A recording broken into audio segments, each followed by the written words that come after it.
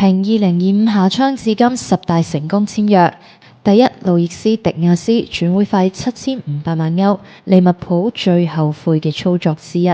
第二，迪奧文迪轉會費2000萬歐，儼然升起嘅足壇新星。第三，托曼轉會費800萬歐，煥發第二春嘅法國國腳。